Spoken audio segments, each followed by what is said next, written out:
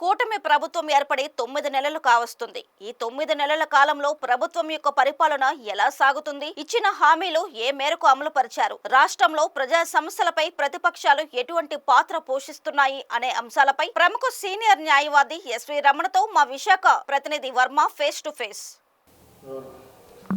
కూటమి ప్రభుత్వం ఏర్పడి 9 నెలలు కావస్తున్న సందర్భంగా వారి పరిపాలన ఎలా ఉంది, వారు తీసుకున్న నిర్ణయాలు ఎలా ఉన్నాయో తెలుసుకునేందుకు మనతో పాటు సీనియర్ న్యాయవాది ఎస్వి రమణ గారు ఉన్నారు. వారిని అడిగి విషయాలు అయితే తెలుసుకుందాం. సార్ నమస్తే. సార్ నమస్తే.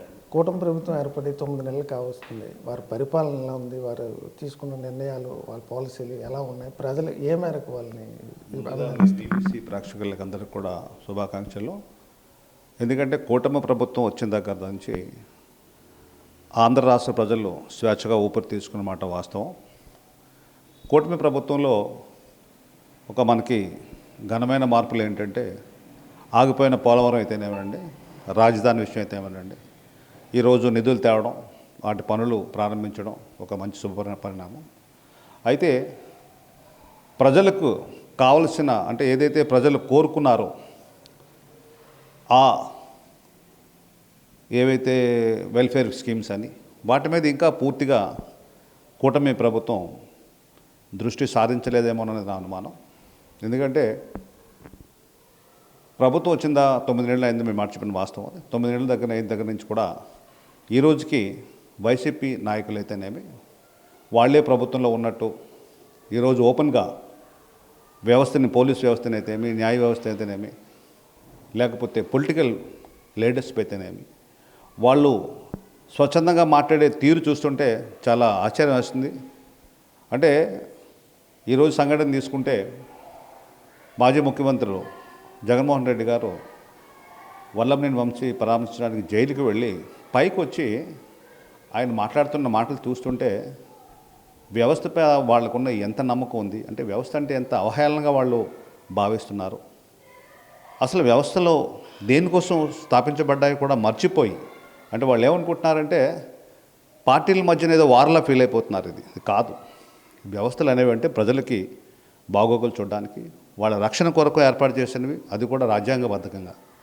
ఒకసారి అధికారంలో వచ్చిన తర్వాత ఎవరైనా అధికారం రావచ్చు, 5 ఏళ్ళు ఉంటారు, 5 ఏళ్ళు పోతారు, అది పక్కన పెట్టినా ఎవరైతే ఇప్పుడు బ్యూరోక్రసీ లేదంటే ఉద్యోగస్తులు ఉన్నారో వాళ్ళు తన 58 సంవత్సరాలకు ఇదే గడ్డ మీద తన పనిచేస్తూ ప్రజలకి సేవలు అందించే కార్యక్రమాలు ఉంటారు. వారిని పట్టుకొని మేము గొడ్డలు ఒడదీస్తాం, మీ అంతు చూస్తాం అని ఉద్యోగస్తుల్ని భయభ్రాంతులు చేసే పద్ధతిలో మాట్లాడిన తీరు క్షమించరానిది. నా రిక్వెస్ట్ ఏంటంటే ఇప్పుడు ఈ కూటమి ప్రభుత్వం వచ్చిన తర్వాత ప్రజల ఎక్స్ప్రెషన్ అదే ఉంది. ఎందుకంటే 5 ఏళ్ళు చాలా ఇబ్బంది పడినమాట వాస్తవం అందరికీ తెలుసు. వాళ్ళు చేసిన అరాచకాలు, ఎలా అయితే అన్యాయంగా అందరినీ అరెస్టులు చేయడాలు, హింసించడాలు, ఇవన్నీ చూసాం మనం. అంటే ఎట్లా ఉండేది అంటే పైకి వచ్చి ఏం మాట్లాడితే ఈరోజు నేను వచ్చి మాట్లాడగలుగుతున్నానంటే ఇది కూటమి ప్రభుత్వం యొక్క స్వేచ్ఛ అని నమ్మొచ్చు మనం. ఆ రోజుల్లో ఈ స్వేచ్ఛ లేదు. కానీ ఈరోజు మళ్ళీ దాన్ని పునరుద్ధరించే ఉద్దేశంలో వాళ్ళు వ్యవస్థల్లో పనిచేస్తున్న ఉద్యోగస్తులను మాత్రం అంత నీచంగా వాళ్ళు మాట్లాడుతుంటే దాన్ని మనకేంటి, ఇది మనల్ని అనట్లేదు కదా అన్న భావనతో మాత్రం ప్రభుత్వాలు ఉంటే రాబోయే తరాలకి అసలు ప్రభుత్వ ఉద్యోగం అంటేనే అసహించుకునే రోజు వస్తుంది. ఎవరు ప్రభుత్వం జాయిన్ అవ్వలేరు. ఎందుకంటే వాళ్ళు వచ్చేదే సేవ చేయడానికి. అలాంటి ప్రభుత్వ ఉద్యోగులని పట్టుకొని ఇంత ఘోరంగా వాళ్ళు అవమానకరంగా భయపెడుతూ, అంటే ఈరోజు ఓపెన్గా ఒక సిఏనో, ఎస్ఐనో లేకపోతే ఎస్పీనో ఓపెన్గా మాట్లాడుతున్నారంటే ఇంకా కింద స్థాయి వాళ్ళ స్థితి ఏమిటి?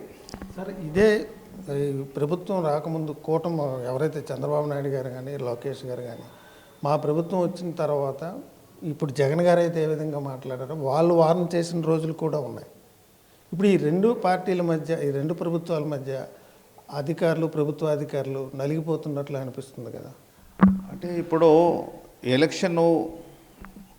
ఏదైతే ఎలక్షన్స్ అనౌన్స్ చేసిన దగ్గర నుంచి, లేదంటే ఆ రోజు ప్రతిపక్షంలో ఉన్న తెలుగుదేశం పార్టీ అయితేనే వాళ్ళ నాయకులు అయితేనే బాగా ఫ్రస్ట్రేషన్ అయ్యి, అంటే చిత్రహింసలు భరించలేక ఆర్తనాలతో ఆ రోజు కేకలేస్తాం. ఎవరైనా సపోజ్ ఇప్పుడు ఒక బలహీన వ్యక్తిని బలవంతులు కొట్టారనుకోండి, నీ అంతు చేస్తామని చూస్తాం అన్నమాట సహజంగా చెప్పే మాటలేవి.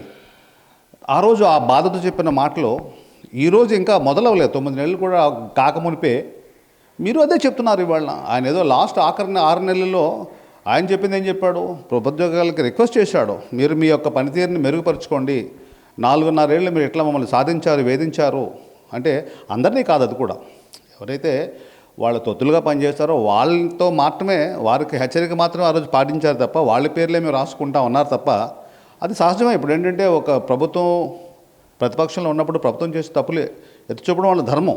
కానీ ఇలా ఓపెన్గా మీ గొడ్డలు ఒడిదేస్తాం, మీరు ఎక్కడున్నా మీరు రిటైర్ అయిపోయినా కూడా తీసుకొస్తాం, ఇలాంటి మాటల వల్ల ఏమవుతుందంటే ఉద్యోగస్తుల యొక్క ఆత్మస్థైర్యం పూర్తిగా దెబ్బతింటుంది. ఇది అంటే ఇది ప్రభుత్వాలకు మంచివి కాదు. అంటే ప్రభుత్వం అంటే ఒక తెలుగుదేశం పార్టీయో లేకపోతే జనసేనో లేకపోతే వైసీపీ కాదు కదా. ప్రభుత్వం అంటే ప్రజలు.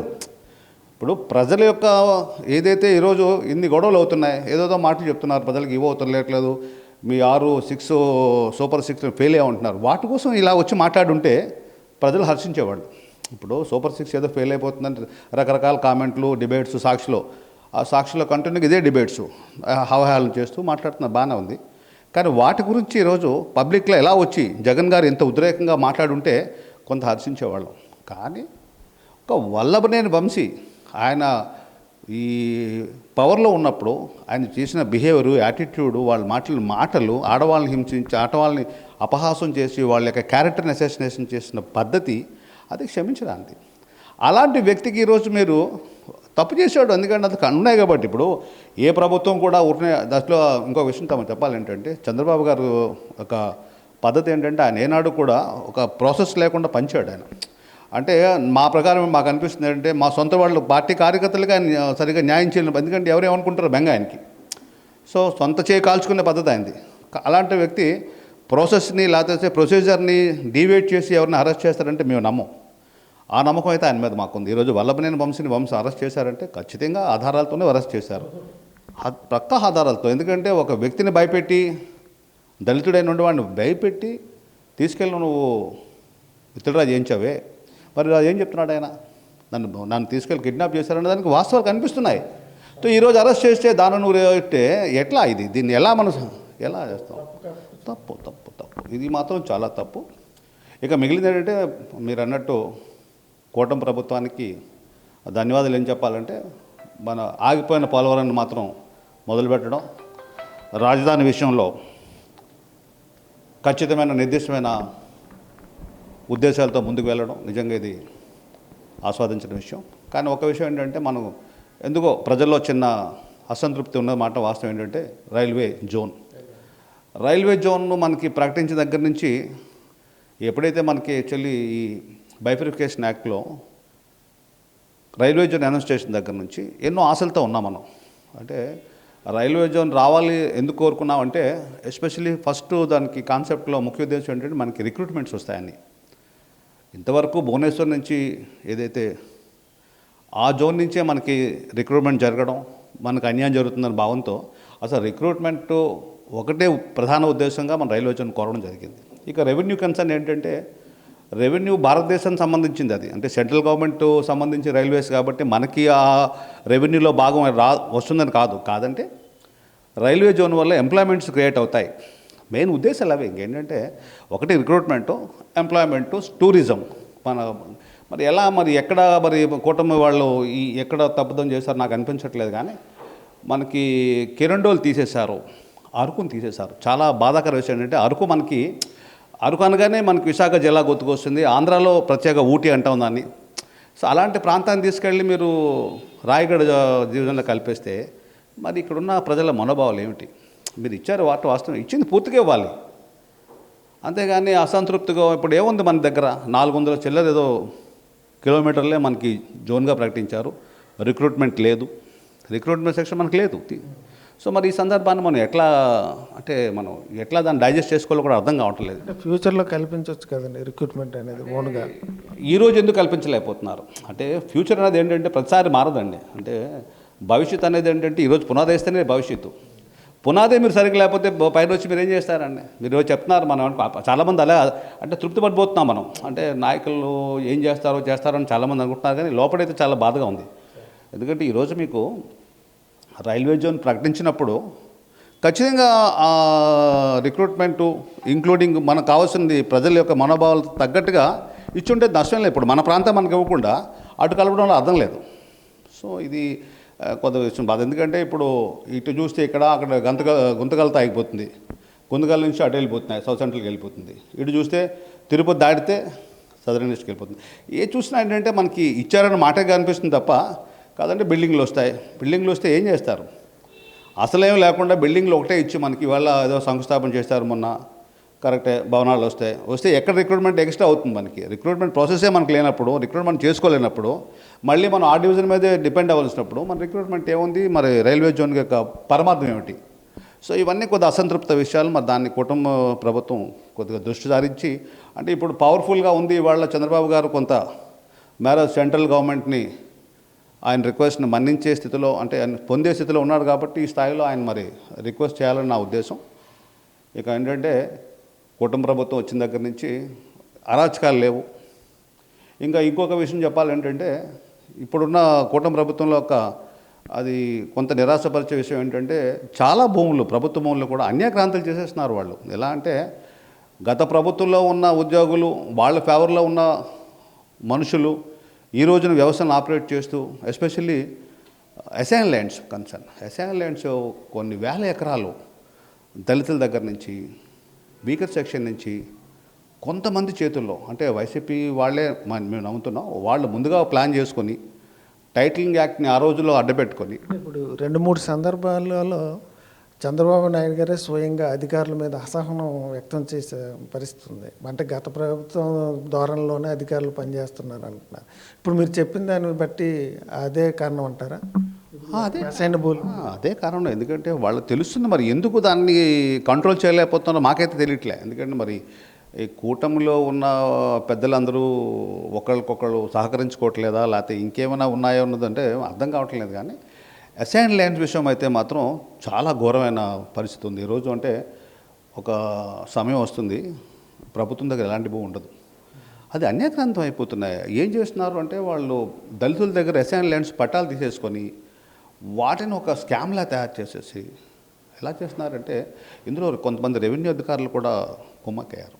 వాళ్ళ స్వలాభం కోసం ఈ ల్యాండ్ పూలింగ్ సిస్టమ్ పెట్టి ఎకరానికి 900 గజాలని చెప్తూ 900 గజాలని చెప్తూ ఎవరు చేస్తున్నారు? ఇవి దళితులకు వెళ్ళట్లే. అది ఎవరు కంట్రోల్ చేస్తారో అర్థం కావట్లే. అంటే వాస్తవానికి ఈ విషయాలైతే కొంత అసంతృప్తి ఉంది, ప్రజల్లోనూ ఉంది, కొంతమంది అధికారుల్లోనూ ఉంది, ప్రభుత్వ ఉద్యోగుల్లో ఉంది. వాళ్ళు ఏం చేయలేని పరిస్థితులు ఉన్నారు ఇవాళ. వాళ్ళు ఏమాత్రం ఏం చేయగలరు? ప్రభుత్వంలో పెద్దలు ఇప్పుడు ఎవరైతే చీఫ్ సెక్రటరీ లెవెల్లో, చీఫ్ మినిస్టర్ లెవెల్లో, లేకపోతే మినిస్టర్ లెవెల్లో వీళ్ళు చేయవలసిన పనులు కింద వాళ్ళు చెప్పినా వినే నాదులు కనిపించట్లేదని. ఎస్పెషల్లీ ఇంకొక సందర్భం కూడా మీకు చెప్పాలి ఏంటంటే ఈరోజు వరకు కూడా గత ప్రభుత్వంలో వైసీపీ లీగల్ సెల్ సంబంధించిన న్యాయవాదులే మొత్తం ఆంధ్రప్రదేశ్ అంతా కూడా ప్రతి కోర్టులో కూడా వాళ్ళే ఈ రోజుకి పీపీలుగా, జీపీలుగా చాలామంది అవుతున్నారు. ఇది కొద్దిగా అసంతృప్తికర విషయం. ఎందుకంటే వాళ్ళు ఇప్పుడు కూటమి ప్రభుత్వం చేస్తున్న మంచి కార్యకర్తనేమి లేదు, అంటే వాళ్ళు తీసుకుంటున్న ఈ చర్యలు అయితేనేమి, ఏదైతే మీకు ఒక వ్యక్తి తప్పు చేస్తే వాడిని కోర్టు దాకా తీసుకెళ్తున్నాం, కానీ కోర్టులో వాళ్ళ సపోర్ట్ ఎక్కువ అనిపిస్తుంది. మాకు అలా అనిపిస్తుంది. మేము చాలాసార్లు దాన్ని రిప్రజెంట్ చేసాం. మరి ఈ విషయాలన్నీ గ్రహించగలిగితే అయితే కూటమి ప్రభుత్వం ప్రజల మన్ననలు పొందడం మాత్రం వాస్తవం. ఎందుకంటే స్వేచ్ఛావాయువులు కొద్దిగా బాగున్నాయి. ఆ ప్రభుత్వానికి ఈ ప్రభుత్వానికి చాలా తేడా ఉంది. ఎందుకంటే ఇదంతా కూడా ఆయన మీద నమ్మకం కొద్దీ వేసిన ఓట్లే. చంద్రబాబు గారి మీద నమ్మకం కొద్దీ ఆయన ఏదో మనకు సాధిస్తారన్న ఒకే ప్రత్యేక నమ్మకంతో ఆయన చేశారు. దాన్ని ఆయన నిలబెట్టుకుంటారన్న ఆశ కూడా మాకుంది. బట్ ఈ విషయాలన్నింటి మీద దృష్టి పెట్టగలిగితే రాబోయే రోజుల్లో ఈ కూటమి ప్రభుత్వాన్ని ఇంకా ప్రజలు ఇంకా ఎక్కువ ఆదరిస్తారు. అంటే మమేకం అయిపోవాలంటాను. నేనేమంటానంటే ప్రభుత్వం ప్రజలు వేరు కాదు. ప్రజలు ఎలాగ ఆలోచించి ప్రభుత్వం అలాగ ఆలోచించి ప్రతిపక్షాలు బెదిరించి ఇలా అయితే మరి అది ప్రజాస్వామ్యం కరెక్ట్ కాదు. అది ప్రజలు ప్రభుత్వాలు మమేకం అవ్వాలి. ప్రతిపక్షాలు ప్రజలతో మమేకమై ప్రభుత్వాన్ని నిలదీయాలి. ఇది ప్రజల కోరిక కాదు. అంతేగాని వల్లభనేని వంశీని అరెస్ట్ చేస్తే తొక్క తీల్చేస్తాను, లేదంటే కొడాలని ముట్టుకుంటే చంపేస్తాను మిమ్మల్ని, అంటే ఎలా ఇది? ఇప్పుడు అంటే పాత విషయాలు మనకు చెప్తాయకూడదు, కానీ ఆయన ప్రభుత్వంలో ఎన్ని జరిగినాయి ఇలాంటి అరాచకాలు? అసలు ఇలా ఇప్పుడు ఈరోజు ఆయన ఓపెన్గా వచ్చి మాట్లాడుతున్నాడు. ఆ రోజు మా నాయకులు ఎవరు మాట్లాడలేకపోయేవారు. ఏమండి ఒక పోస్ట్ పెడితే తీసుకెళ్ళి లోపల వేసేసి ఈ రోజు ఉన్నాయండి. మీరు తీసుకోండి, అచ్చెన్నాయుడు గారు తీసుకోండి, ఏం తప్పు చేశాడని టీచర్స్ ధర్నానే ధర్నా అవన్నీ టీచర్స్ ఏంటి, ఉద్యోగస్తులు ఏంటి, వీళ్ళందరి మీద అరాచకాలు జరిగినాయి. మరి అవన్నీ మర్చిపోయి ఈరోజు పతివ్రత కబుర్లు చెప్తూ ఓకే చెప్పండి మంచిదే, కానీ కాసు వెతుక్కోండి. మీరు నిజంగా మళ్ళీ మీరు పవర్లో రాగాలి, ప్రజల మన్నలు పొందాలంటే కాజు వెతుక్కోండి. కాజు లేకుండా ఏదో ఒక పట్టుకొని వల్లభనేని వంశీని మీరు జైలుకి వెళ్ళి పరామర్శించారు, బాగానే ఉంది. పైకి వచ్చి మీరు మాటలు తీరు మాత్రం అవసరం అది సందర్భం అది ఎవరు అంటే యాక్సెప్ట్ చేయలేదు. కాబట్టి ఏంటంటే ఈరోజు ప్రతిపక్షాలు కూడా నా మనవి ఏంటంటే మీరు ఏదైనా ఉంటే పాయింట్ మీద, ఇష్యూ మీద మాట్లాడండి, ప్రజల సమస్య మీద మాట్లాడండి. ఎన్ని ఉన్నాయి సమస్యలు, మీరు సృష్టించినవి ఉన్నాయి. యాక్చువల్లీ నిజంగా మీరు అనుకుంటే మీరు సృష్టించిన సమస్యలు ఇవన్నీ మాకన్నా ఇప్పుడు ఈ ప్రభుత్వం కన్నా మీకే ఎక్కువ అవగాహన ఉంది. వాటిని విప్పండి, ప్రజల కోసం రండి. ఇప్పుడు మీరు అనుకున్న మీరు సాధించాలి అంటే రండి, ముందుకు రండి. అంతేగాని ప్రభుత్వం మీద విరుచుకుపడి 9 నెలల్లోనే ఇంత అసహనం మీరు పాటిస్తే రేపు మీకు నష్టం. ఇక మిగిలిందంటే కూటమి ప్రభుత్వానికి మా మనం ఏంటంటే ప్రజల ఆకాంక్షలను కొద్దిగా దృష్టిలో పెట్టుకొని చేస్తున్న పనులు కనిపించేట్టు చేయండి అంటాను. నేనేమంటానంటే మీరు చేస్తున్నారని మీ వరకు మీరు నమ్ముతున్నారు కాబట్టి మీరు తృప్తిగా వెళుతున్నారు, కానీ మా దాకా రావటం లేదు, కనిపించట్లే. మా బోటి వాళ్ళకు కూడా ఎవరైనా అడిగితే చెప్పాలి కదా. సో కాబట్టి నేను వాళ్ళకి మనం ఏంటంటే ఈరోజు చీఫ్ మినిస్టర్ గారికి అయితేనేమి, డిప్యూటీ చీఫ్ మినిస్టర్ గారు, మంత్రులు అయితేనేమి, వీళ్ళందరికీ నా మనం ఏంటంటే మీరు చేస్తున్న పనులు, మంచి పనులు ఏదైతే మంచి కార్యక్రమాలు ఉన్నాయో వాటిని విస్తృతంగా ప్రచారం చేయగలిగితే, ప్రజల దాకా తీసుకెళ్ళగలిగితే అర్థమవుతుంది. సో వాళ్ళకే అర్థం కాక ఇప్పుడు ఈ రైల్వే జోన్ విషయంలో అయితేనేమి, కొన్ని ఏదైతే సంక్షేమ పథకాలు అయితేనేమి కొత్త నిరాశతో ఉన్నమాట వాస్తవం. అంటే అంత విచ్చలవిడిగా మీరు చేయలేకపోవచ్చు, ఆయన అప్పులు చేసినంత మీరు చేయలేకపోవచ్చు. ఆ విషయాలు కూడా మనం చెప్పగలిగితే ప్రజల్లో మీతో మన ప్రభుత్వంతో మమేకమై ఇంకా మంచి పనులు చేసడానికి మీరు సహకరిస్తారని నా ఉద్దేశం. ఇది మొత్తం మీద చూసుకుంటే కూటమి ప్రభుత్వ పాలన ఈ 9 నెలల్లో గత ప్రభుత్వం మీద చూసుకుంటే ప్రజలు ఊపిరి తీసుకునే స్వేచ్ఛ అయితే ఉన్నట్లు తెలుస్తుంది అంటున్నారు. అలాగే ప్రతిపక్షాలు కూడా ప్రజల కోసం, ప్రజలకు ఉపయోగపడేలా పోరాటాలు చేయాలి, ప్రజా సమస్యల మీద మాట్లాడాలి, కానీ ఏదో వ్యక్తిగత కష్టాల కోసమో అలాగే వారి యొక్క మనుషుల కోసమో బయటకు వచ్చి ఇష్టం వచ్చినట్లు మాట్లాడడం ఏమాత్రం భాగ్యం కాదు. అలాగే కూటమి ప్రభుత్వం ఇచ్చిన హామీలు ఏవైతే ఉన్నాయో వాటిని దశల వారీగా నెరవేరుస్తూ ప్రజల మీద మరింత ప్రభుత్వం మీద ప్రజలకు మరింత నమ్మకం కలిగేలాగా ఆ పరిపాలన చేయాలని వారు కోరుతున్నారు. కెమెరామెన్ కృష్ణతో Varma, BBC on TV, Visakhapatnam నుంచి.